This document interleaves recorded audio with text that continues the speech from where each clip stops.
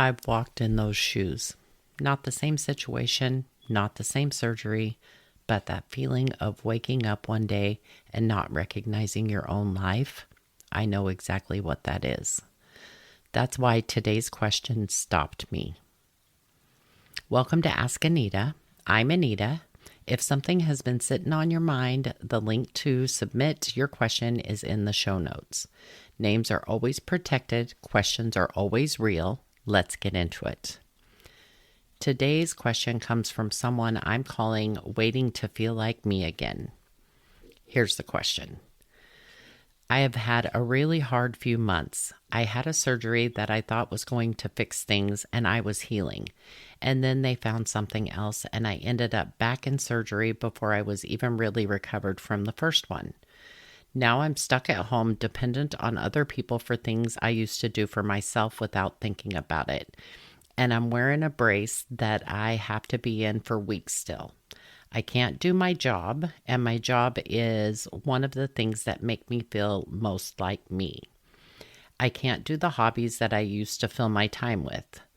I sit here and I know I should be grateful, and I know it could be worse, but honestly, Anita, I am just depressed and bored, and I feel like I don't recognize my own life right now.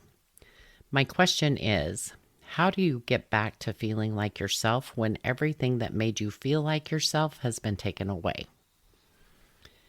Waiting to feel like me again. I want to answer your question honestly. And honest means I'm not going to tell you it gets better tomorrow, because it might not.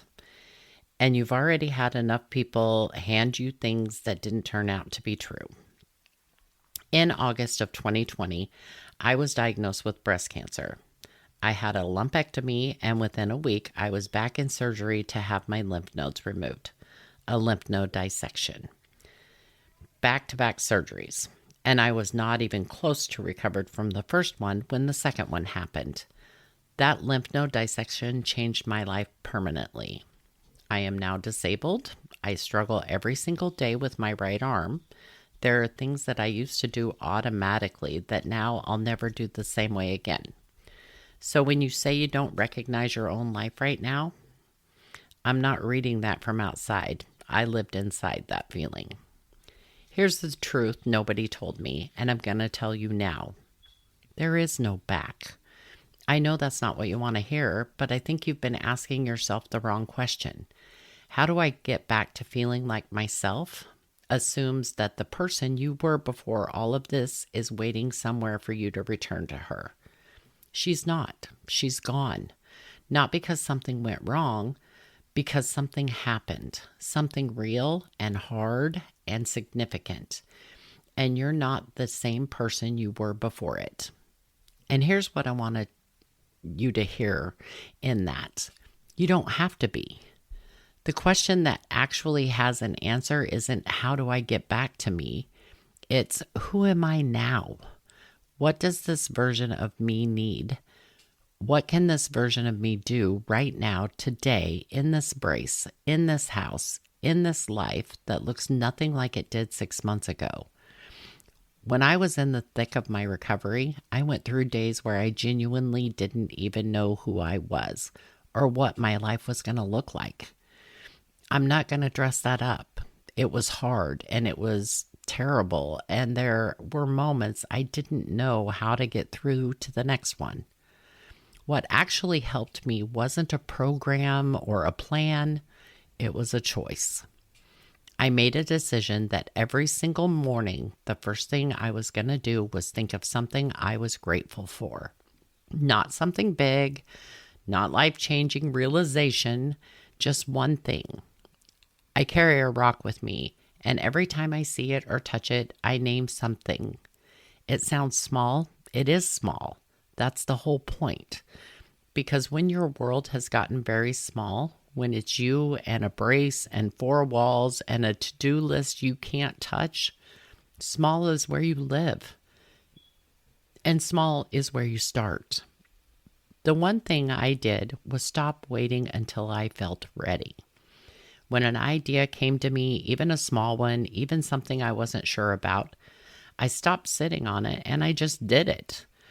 That's where my journal came from. That's where this podcast came from. Not from some grand plan, from an idea that showed up and a choice to run with it instead of waiting for the version of me that felt more like myself. Because that version was never coming back. This version had to do it. Now, I also want to say this directly because you used the word depressed, and I don't want to gloss over that. Being stuck at home after back-to-back surgeries, unable to work, unable to do the things that gave your days shape and meaning, that is a real loss. Grieving that is not a weakness.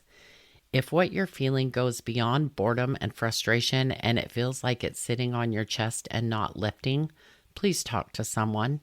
A doctor, a therapist, someone.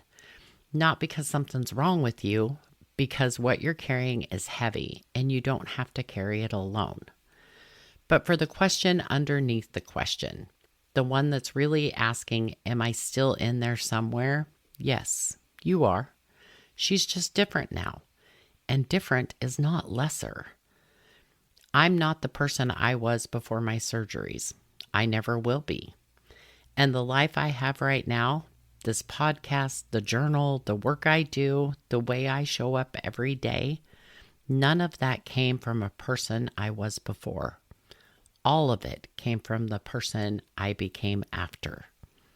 You're not waiting to feel like yourself again. You're in the middle of finding out who you are now. Give her a chance and show yourself some grace. And remember, be honest, be kind, and when you look in that mirror tonight, make sure you like who's looking back at you. I'll see you Tuesday.